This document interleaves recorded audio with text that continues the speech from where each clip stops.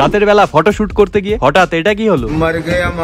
চলো শুরু থেকেই বলি। চলো ভাই। দেখো ফার্স্ট রাস্তায় বৃষ্টি পড়ছিল এবং একটা টোটোর অবস্থা দেখে পুরোই খারাপ। আমি দীপকে বললাম তুই না এখানে, তাহলে টোটোটা সামনের থেকে ভাঙলো কি করে?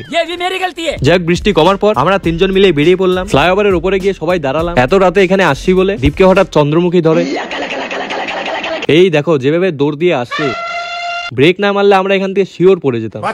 এরপর হঠাৎ এদের মাথায় বুদ্ধি আসলো যে এখান থেকে জল ফেলবে নিচে। এটা কেমন কথা? আর নিচ থেকে পুলিশ আমাদের দেখেই যাচ্ছে, তাই আমরা এখান থেকে ভাগার প্ল্যান করলাম। চাহে जो भी हो ना, बस मुस्कुराते रहना चाहिए। সাগরকে নিতে ভুলে গেছিলাম। পরে এখানে এসে দেখি সাগর শুয়ে আছে। বলে নাকি কেউ মারতে আসলে ওকে পাগল ভেবে ছেড়ে দেবে। আমি আবার বললাম শুয়ে থাকার কি আছে, দাঁড়িয়ে থাকলে এমনিই ভাবতো। এরপর আমরা ফটো শটো তুললাম। আমি এটা বুঝি না মুখ সাইডে করার কি আছে, ফটো সামনে তুলছে সামনে তাকা, তাই আমি চুল ধরে সামনে করালাম। ও আচ্ছা এবার বুঝলাম মুখ সাইডে কেন করছিল। ব্লগ শেষ ভাই।